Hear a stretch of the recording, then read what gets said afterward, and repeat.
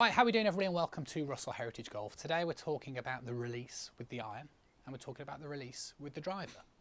Now, recently on the channel I've been talking about in very much detail about in the golf swing things that need to happen, okay? And I've also now recently been talking about characteristical traits. So what I've been kind of discussing is that depends how you hold the club, that will visually change how things look at impact. The biggest thing that will change impact would be dependent on how open your shoulders would be at the point of impact.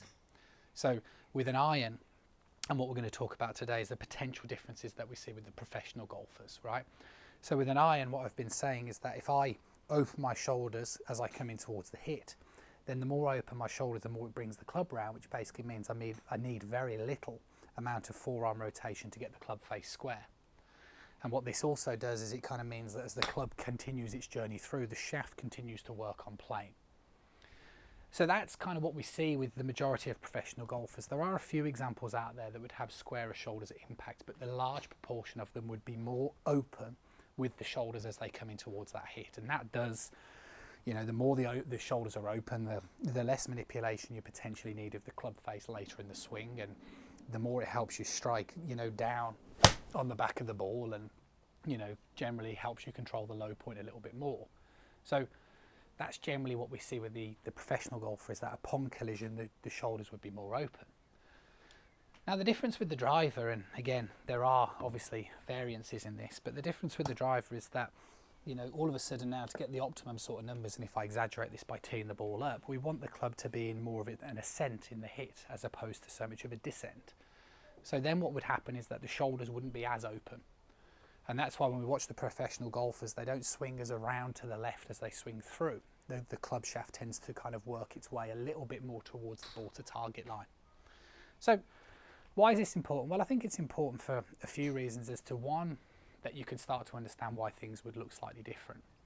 And yeah, to get the best sort of results with the driver, this is why then, okay, well if I swing up to the top and I'm trying to hit it more on the up, then yeah, you might need to feel like you're using your hands and your arms more to help you get the club face square. But like I said, there are examples out there as well of golfers who would hit the ball with much more open shoulders, exactly the same as what they're potentially doing with the iron. So it really depends what it is that you're trying to do. I think what hopefully is starting to make sense, and what the point of today's video is, that you have choices. You know, you have choices. What I'm saying is that if I really go for opening my shoulders, okay, then basically it would bring the club down like so, which means I need very minimal amount of rotation. So with myself, when I hit the driver, that's why I would still look very much in terms of I would have shaft lean coming into the collision. Other people might come down and they might kind of get the shoulders coming down squarer, which means that you would need more forearm rotation to be able to get the club face square upon impact, which changes the visual of how the club would exit, but also the visual in terms of how things would look at impact. Now, is this important? Well, I think it is, because I think the problem with most amateurs is that you don't realise that you're making these sort of decisions. And this is why some amateurs are good with irons and bad with driver, or bad with driver and good with irons and vice versa. And if you can understand it, then you've got a great chance of being able to be successful with both, let alone just one. So if I was going to hit a shot with the driver, you have options, right, based on potential ball flight or based on how things feel, but you can hit the ball with really open shoulders. Or I could hit the ball where the shoulders feel like they stay a little bit squarer, but it means that I'd need more forearm rotation to be able to get the club on the back of the ball, which potentially changes the ball flight as well, which are things that we'll talk about on the channel soon. So how impact looks, and that's the main discussion on the channel at the moment in terms of today's video on the release, is governed by potentially how you grip the club and how your shoulders appear to be at the point of impact. But my point is that if you're going to change how your shoulders look at impact, for example, to hit the driver better on more of an optimum path, then how much movement you would need on your forearms would slightly change as well, relative to potentially what you do with an iron. And that's why it's important. It's important that you match your golf swing.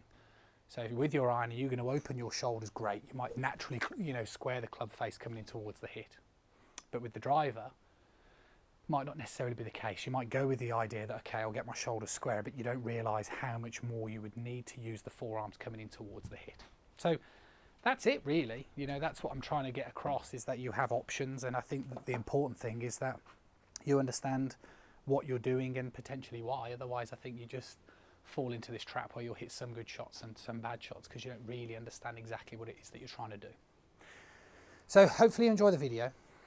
The general point is that maybe to get the optimum out of both clubs, they're slightly different. And one of the differences would be how the shoulders are performing coming in towards the hit.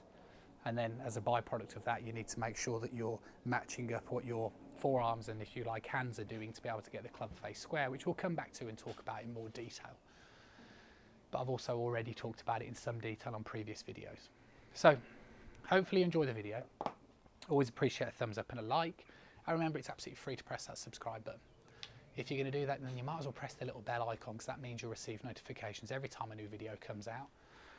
Next time you're down the driving range, or maybe re-watch some of the videos if you haven't already seen them, when I talk about, you know, forearms and all the rest of it to get the club face square, and start experimenting with it a little bit. You might be surprised what sort of results you get. Catch up with you soon.